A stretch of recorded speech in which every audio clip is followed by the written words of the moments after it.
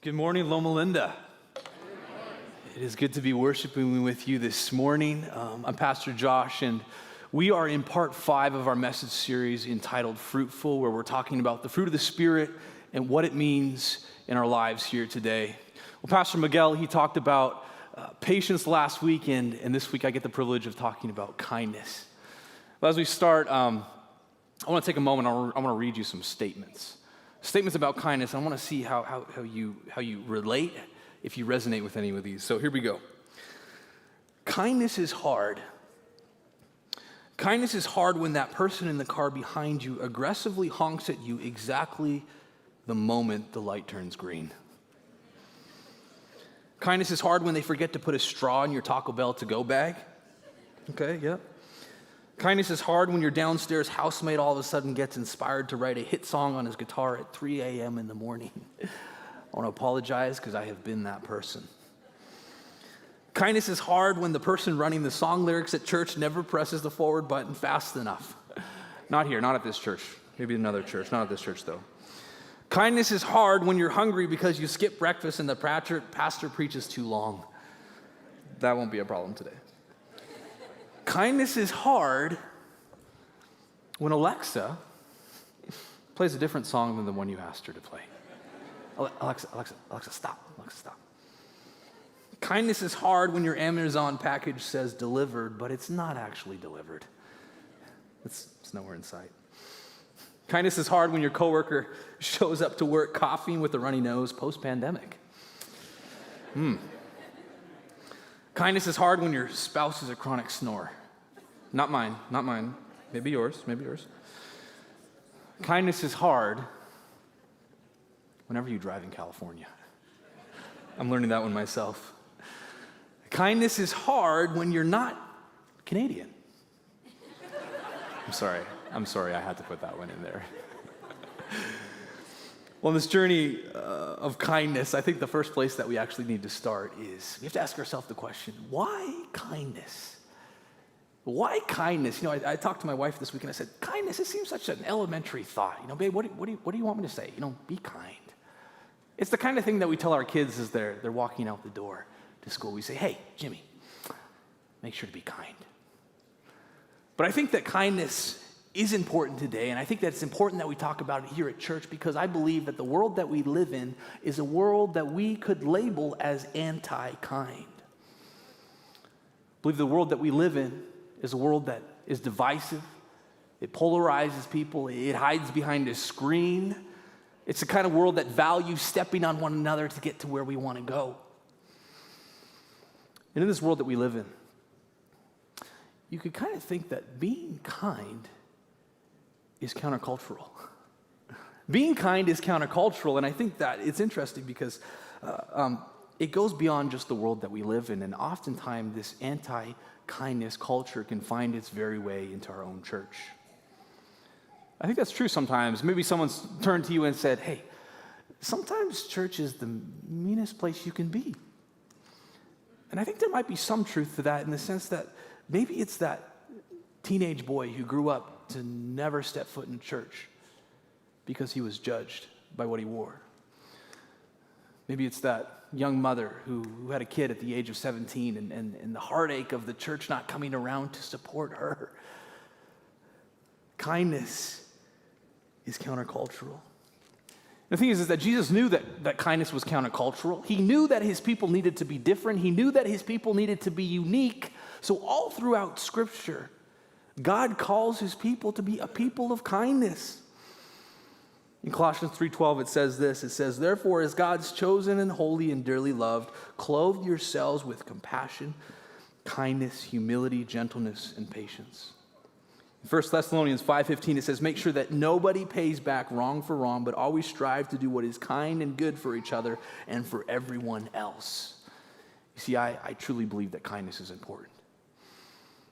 In his book, The Power of Kindness, Piero Francini, he says this. He says, I believe that if we stop to think, it is clear that our very survival even today depends upon the acts of kindness of so many people. Right from the moment of our birth, we are under the care and kindness of our parents. Later in life, when facing the surroundings of disease and old age, we are again dependent on the kindness of others. If at the beginning and end of our lives we depend upon others' kindness, why then in the middle, when we have the opportunity, should we not act kindly towards others? I want to ask you another question here this morning, and don't answer that. Don't answer this out loud. But do you consider yourself to be a kind person? It'd be interesting to do an experiment, to ask your family, your friends, your kids, your neighbors, the people you drive down the road with, if they considered kindness to be one of your strongest qualities. It'd be an interesting experiment to do. It'd be interesting to see what they would actually say. Well, I truly pray that people would think that, hey, as they see me, that, hey, Josh, kindness is one of his strongest qualities. I hope and pray that people, as they think of you, that they would say, hey, yeah, you know what? Kindness is one of their strongest qualities. I hope and pray that as people think of this church, that they would say the exact same thing, that Loma Linda University Church is one of the kindest churches in this city. That the people that go to that church, man, they are the kindest people in this community. Well, the thing is that kindness it's difficult. For me, it's in the morning. I'm not a morning person.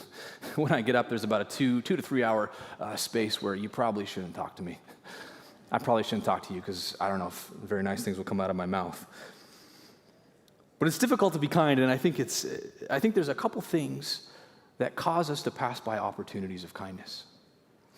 I think the first thing is that oftentimes we feel incompetent. You know, when I don't know how to do a thing, I tend to avoid that thing. If the action of kindness requires a skill that you don't have, you tend to avoid that situation. For instance, if you don't feel that you're a very empathetic person, then you're probably going to avoid situations that require you to be empathetic. Well, the second thing is, oftentimes we feel insecure. You know, when we're afraid of a thing, then oftentimes we avoid that thing. You're showing compassion.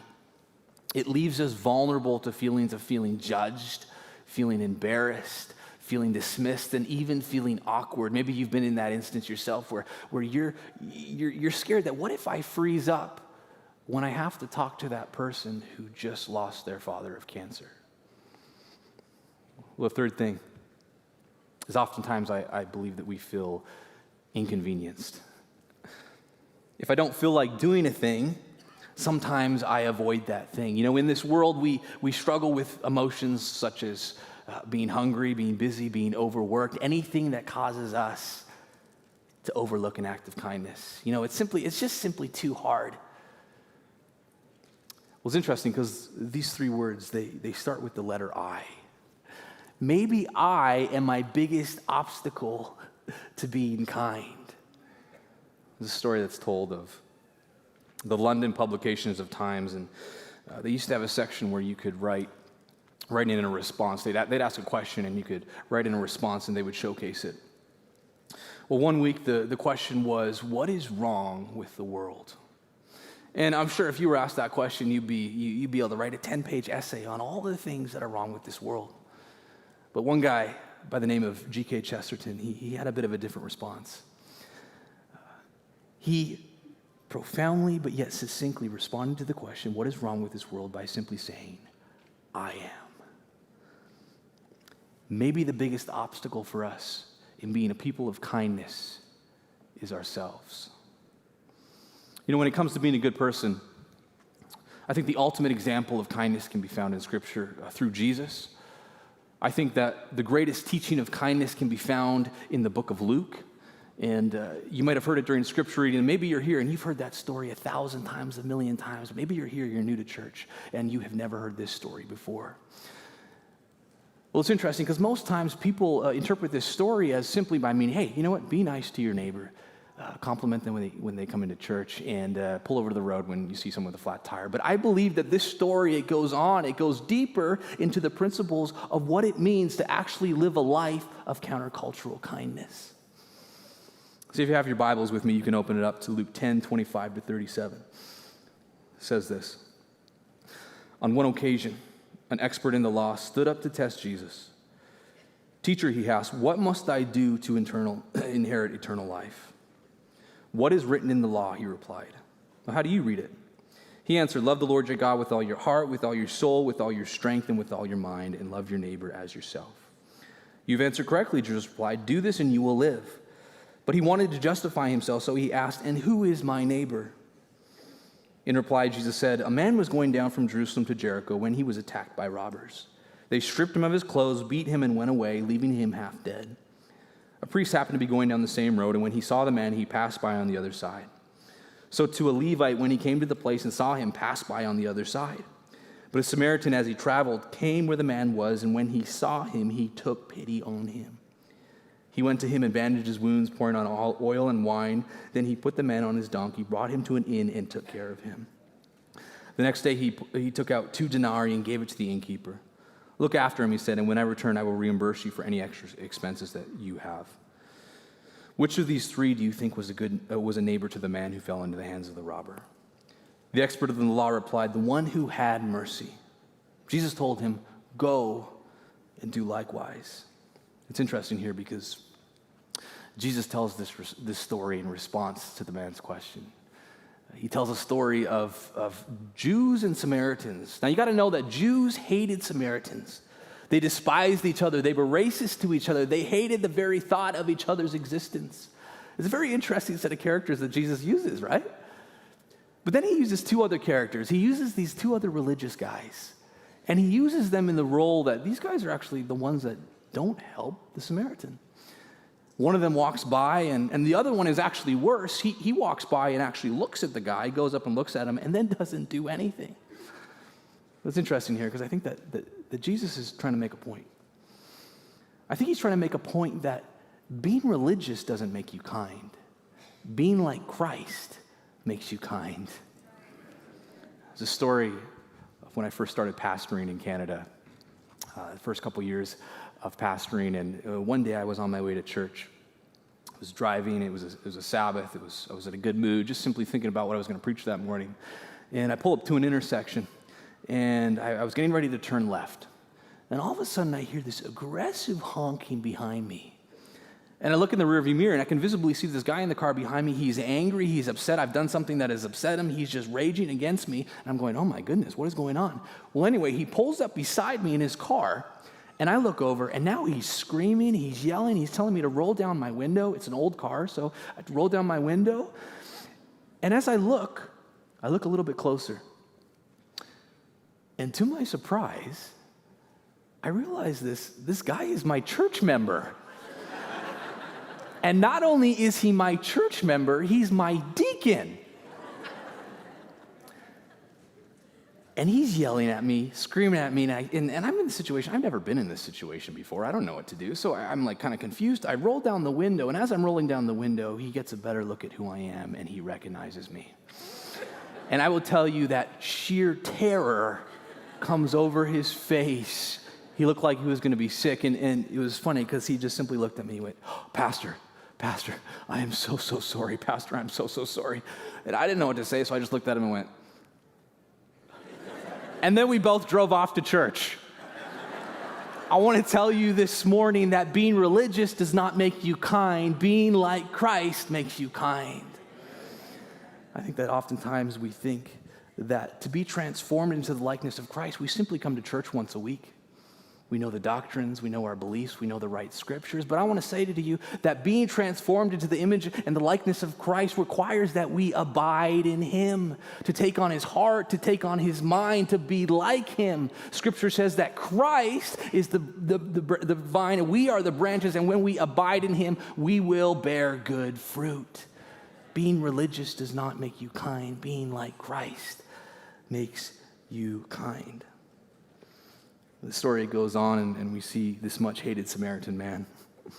He comes down the road, and this guy, in the midst of his travels, his busyness, on this dangerous road, he comes across this grisly scene, and without hesitation, he takes pity on this beaten up traveler, and he stops.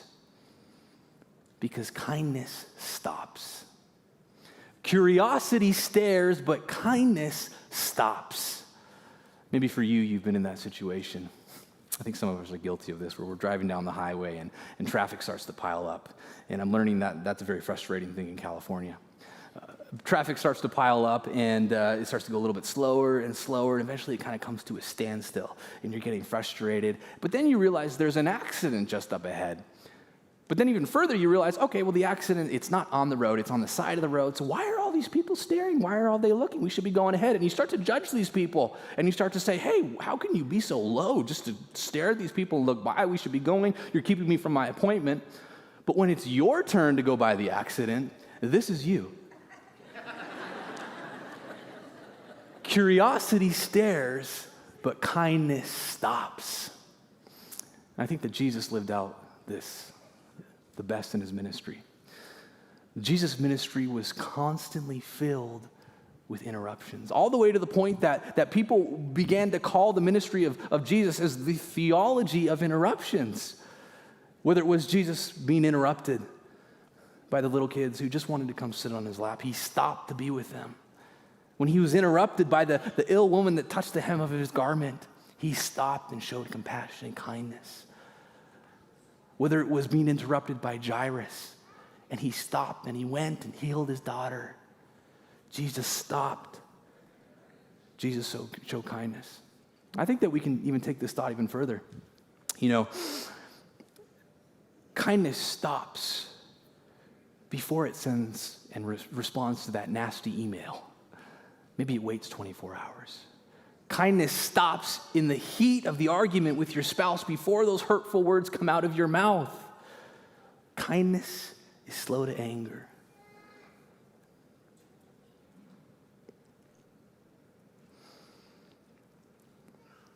Well, how often do we find ourselves in the position that the priest and the Levite were in? We see a need, but rather than stopping, we observe on the sidelines. We pass by, we figure someone else can deal with it. It's not good time and it'll be awkward. What will other people think? Well, kindness stops. The Samaritan, he picks this guy up, puts him on his donkey, bandages him up and brings him to a Best Western and pays the manager to take care of him and says that when he comes back, he'll pay whatever's left over. The Samaritan stopped and he did something about it because kindness takes action. The story is told of this Argentinian golfer. His name was Robert de Vincenzo. And he had just won a tournament, and he went to collect his check. After collecting his check, he went out to the parking lot to leave, and in the parking lot, he was met by this young woman who congratulated him on winning, and then went on to begin to tell a story about her young baby who was sick and on the verge of death, and she could no longer pay the medical bills. And touched by this story, Robert put her name on the check. He gave her the check and said, hey, I hope this helps.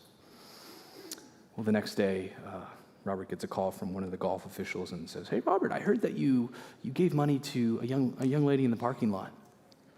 And he responded, yeah, I did. And he said, well, guess what? We know her. She's a phony, and she's a scam, and you've been scammed, my friend. And he said, so it's true that there's no dying baby? And he said, yeah, you got scammed. There's no dying baby. And Robert took a moment and he thought to himself, and he responded, well, that's the best thing I've heard all day. Kindness takes action because at its core, kindness is love in action. And I think that this is where it hits a bit close to home here. I believe that Jesus tells this story not to call us to nice compliments at church, to nice random acts of kindness. I believe that Jesus is telling this story to call us to a deeper, more radical, counterculture kind of kindness. You see, the expert of the law, he comes up to Jesus and he asks him this question. He says, who is my neighbor? Well, my neighbor is my wife, it's my kids, it's the people I go to church with here at Loma Linda, right? It's the people that I'm comfortable with. But Jesus sees right through this. He sees right through it, and he goes on to tell the story of this man, this Samaritan man, the hated Samaritan man who ends up being the hero in the story. And then Jesus asks, well, who do you think was the good neighbor? And the expert of the law, he replies, well, the one who had mercy. It's interesting here because the expert in the law hated the Samaritan man so much that he could not even say his name. He despised his existence so much that the word Samaritan could not even roll off his mouth. I believe that Jesus is calling us to a radical kindness. He's calling us to a kindness that shows love and kindness to those that we cannot even say their name. Maybe for you, it's showing kindness to that person that identifies differently than you. Maybe for you, it's showing kindness to that person that you cannot stand that's sitting across the pew from you. I believe that God is calling this church to be a church of countercultural, radical kindness. That when that teenage girl has that baby at the age of 17, we can surround her with love and compassion. I believe that God is calling this church to be a church of countercultural kindness, where we love and show kindness to those who are marginalized, where we love and show kindness to those who we can't even say their name. Kindness takes action. Well, the story ends. Jesus closes with these words. He says, "Go and do likewise." And honestly, I would love to just end the sermon right there. I think that's a pastor's dream, to have words like that. It's the perfect call to action. Go and do likewise. But I know you have to have a nice conclusion. So here we go. Kindness. It sounds simple. It often isn't. Oftentimes we are the ones that get in the way. But remember, kindness comes from being like Christ, by abiding in him, by taking on his heart, his mind, by being with him. I want to encourage you to take time today to be aware of the humanity around you, be aware of the needs around you, be aware of the person that's sitting next to you.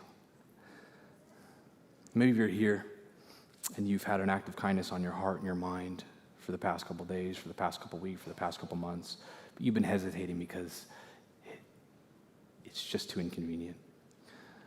I pray that you would act on that act of kindness today. Do not hesitate. Go and do likewise. So kindness, as we talked about before, in the simplicity of it, it's the thing that, hey, we tell our kids when they go out the door, hey, remember to be kind. But today I want to remind you, as you head out these doors, as you move out into the world, I want to give you that reminder as well. Remember to be kind.